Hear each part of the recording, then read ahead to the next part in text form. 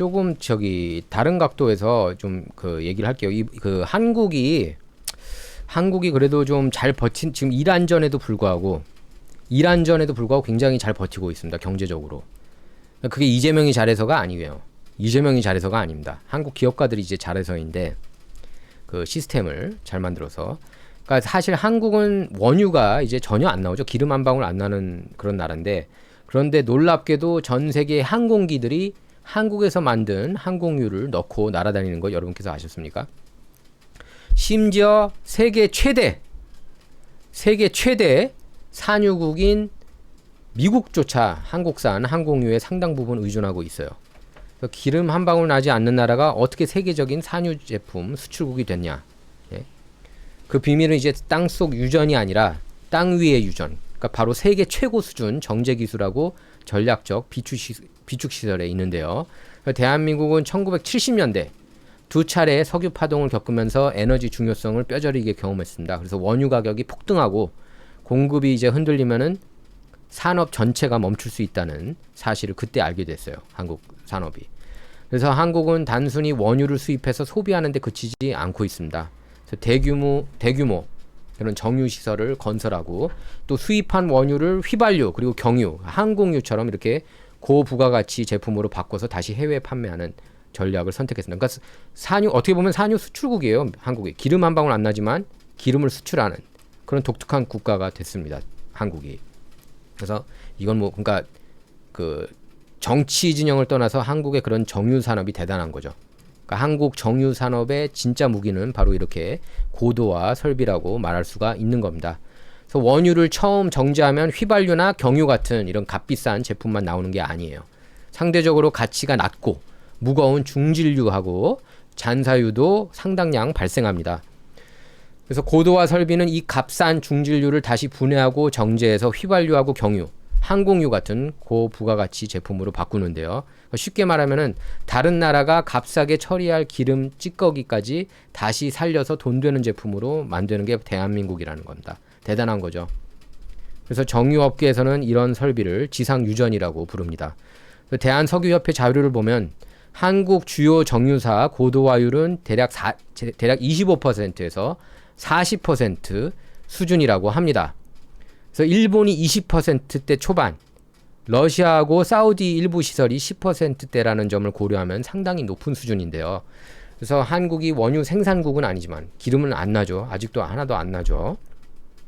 윤석열 대통령이 근데 그거 한번 조사하려고 그랬죠. 한국이 기름 날 수도 있다고. 근데 그거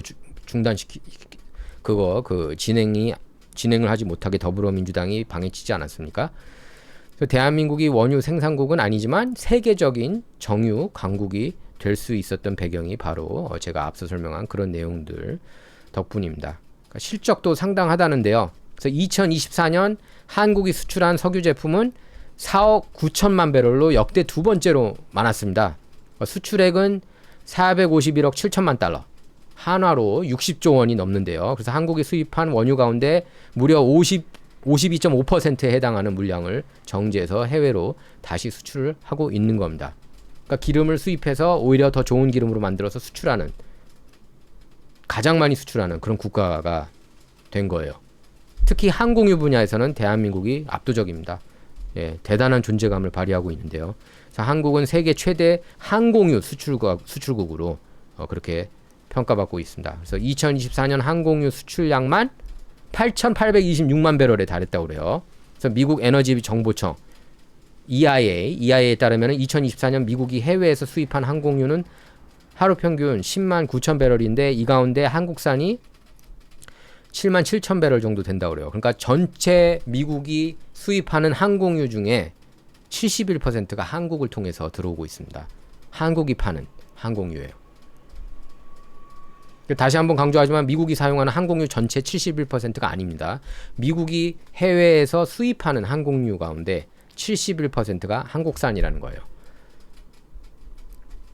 특히 이제 그 자체 정유 시설이 줄어들고 아시아산 연료에 대한 의존도가 높은 미국 서부 지역에서는 한국산 항공유가 거의 절대적입니다. 예, 절대적이에요. 그래서 산유국 미국이 한국에서 항공유를 수입했다는 사실 자체가 한국 정유 산업 가격 경쟁력 그리고 품질 안정적인 공급 능력을 보여주고 있는 대목이라고 할 수가 있겠습니다. 대단한 거죠. 정말 기름 한 방울 안 나는 국가가 이렇게 기름을 사들여 가지고, 그러니까 사실 질이 좀 떨어지는 그런 기름이 많잖아요. 호르무즈 해협 통과해 가지고 들어오는 게.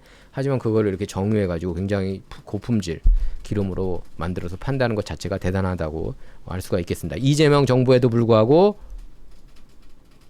더불어민주당이 국회 장악하고 있음에도 불구하고요. 이거는. 예.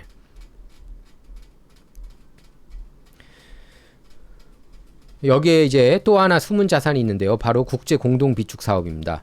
그래서 한국석유공사는 사우디아라비아 아람코 회사 있죠. 그리고 아랍에미리트의 아드녹, 그다음에 쿠웨이트 국영 석유회사 KPC하고 계약을 체결해가지고 이들 회사 원유를 한국 비축기지에 이렇게 보관하고 있습니다. 그래서 계약 규모까지 합치면은 아드녹이 400만 배럴, 아람코가 530만 배럴, KPC 400만 배럴까지 이렇게 합치면은 1330만 배럴입니다.